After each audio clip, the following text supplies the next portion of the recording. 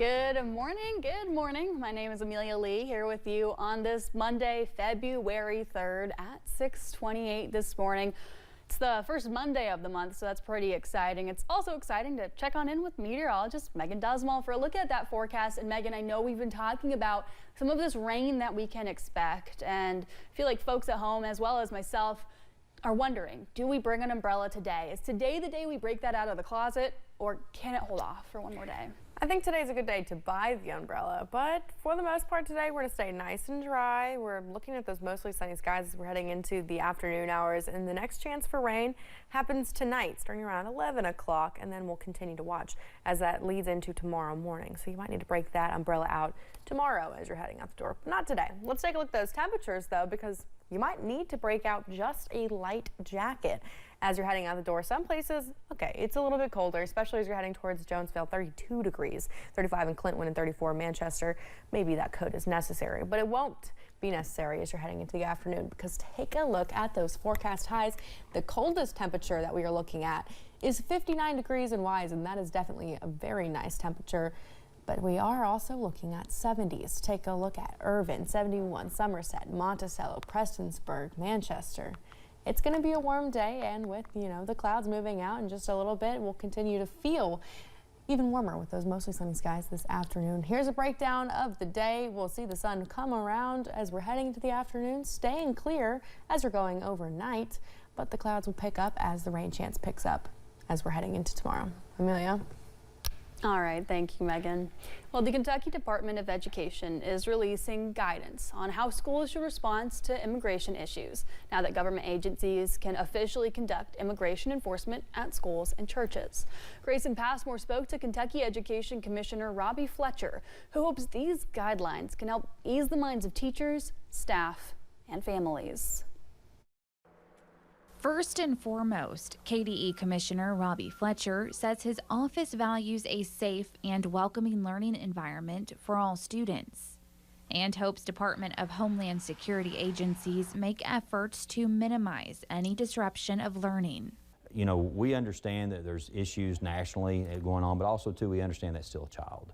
And we want to make sure that there's as least amount of trauma as we can help with, and also, too, the trauma with the students around. The guidance is an 8-step process that the department encourages each district to follow. Essentially, if someone shows up, make sure they have the proper identification. Then after that, then make sure they have a documentation. Then also, to make sure you've got a point of contact within central office that as a building principal, you can call immediately. Then, of course, they would be in contact with their board attorney to make sure everything's in line. Then at that point, Fletcher asks that if a student has to be removed from class, then a school employee be the one to do it. And what we can do is provide guidance to ease other anxieties or other issues to make sure that, okay, we can help you take care of this. Let's educate the child. Let's meet their physical needs, their emotional needs, their social needs in our school settings. In Lexington, Grayson Passmore, WKYT. Meanwhile, Kentucky Congressman Thomas Massie is reintroducing a bill to abolish the federal Department of Education. House Bill 899 is only one sentence long, stating, quote, "The Department of Education shall terminate on December 31st, 2026. A man says he has questions after filing an open records request with London Laurel County 911. That request was tied to the deadly shooting of Doug Harless by a London police officer.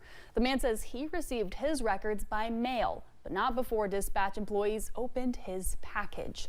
Elijah Jarvis requested the records be mailed to him, but he came home last week to find a delivery attempt note from FedEx. He went to the store and handed the note to the woman at the counter. She says, "This has never happened before. These gentlemen over here in the corner actually have your package." Jarvis says he was left to wonder if what they did was illegal. Federal law says it's illegal to open mail addressed to someone else. A former Laurel County teacher and basketball coach was sentenced for enticing a minor online. William Goodson was sentenced to more than 20 years in prison. Goodson exchanged sexually explicit messages with the victim via text and Snapchat. Goodson convinced the victim to engage in sexual contact in his classroom on multiple occasions. 4 people are in jail following a search warrant executed at a home in Somerset. When police were surveying a home on Ringgold Road, they suspected drug trafficking. Detectives then noticed Walter Smith going into the home. After failed attempts of knocking to get in, police forced their way in. They later found meth, fentanyl, guns, and various paraphernalia. Smith, James Martin, David Lettner, and Donald Jasper are all facing charges. An Estill County man was sentenced for conspiracy to distribute oxycodone. According to his plea agreement, Chad Newman of Irvine conspired with others to distribute oxycodone from January 2019 until April 2023 in multiple eastern Kentucky counties. During that time, Newman obtained pills from a source in Louisville, which he would then sell to drug traffickers and drug users in the mountains. 2 Hazard men were sentenced for trafficking meth. Clifton Plowman was sentenced to more than 15 years in prison with the intent to distribute 50 grams or more of meth. According to Plowman's plea agreement, police recovered multiple bags of meth from the car he was in during a traffic stop. The bag contained 22 grams of meth and 2 sets of digital scales. Herbert Allen was sentenced to 10.5 years in prison for possession with intent to distribute 500 grams or more of meth. According to his plea agreement, Allen knowingly possessed with the intent to distribute a kilogram of meth. When police obtained a search warrant from Allen's home, he admitted to them that a backpack containing a large amount of meth was inside a vehicle. Police found meth, plastic baggies, and a large amount of cash. Lawmakers will reconvene in Frankfort this week. Many bills were filed with the intention of making Kentucky safer. One bill aims to keep previously convicted predators away from kids around Halloween. Representative Chad All says House Bill 42 would ban those who committed a criminal offense against a minor from Halloween-related activities 14 days before and after October 31st. Representative All says he is modeling the bill after one seen in Ohio.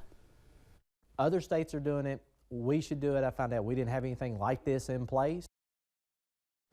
While other community-wide events are being considered for future legislation, Representative All says Halloween needs its own bill.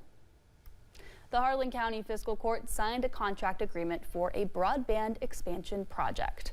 The Fiscal Court entered into a contract with Thacker Grigsby Communications. In a statement, Judge Executive Dan Mosley says once the project is complete, the homes, businesses, and community anchor institutions of Big Laurel, Bledsoe, Pine Mountain, and Strait communities will have access to great internet service. It only takes a second, but fastening your seatbelt could save your life.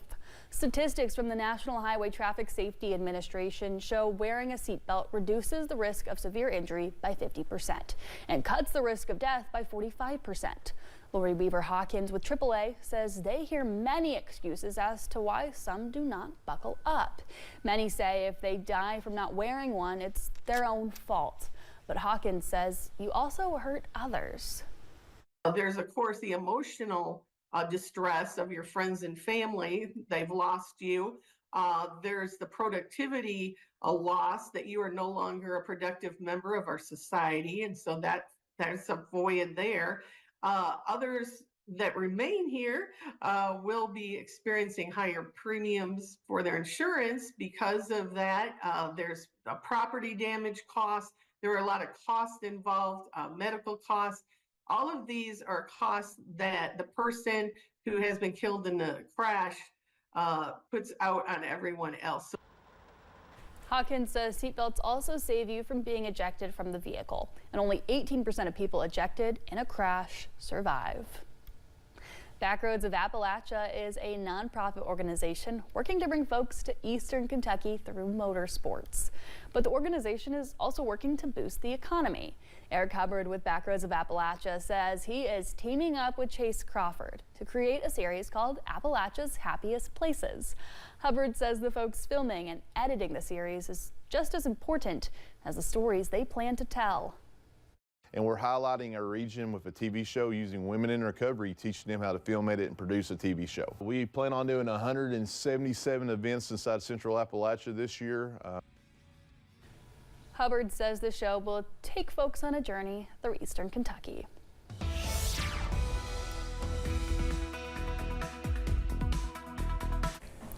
We have some clouds in our area. No precipitation this morning, but what hides underneath that? Do we have any fog?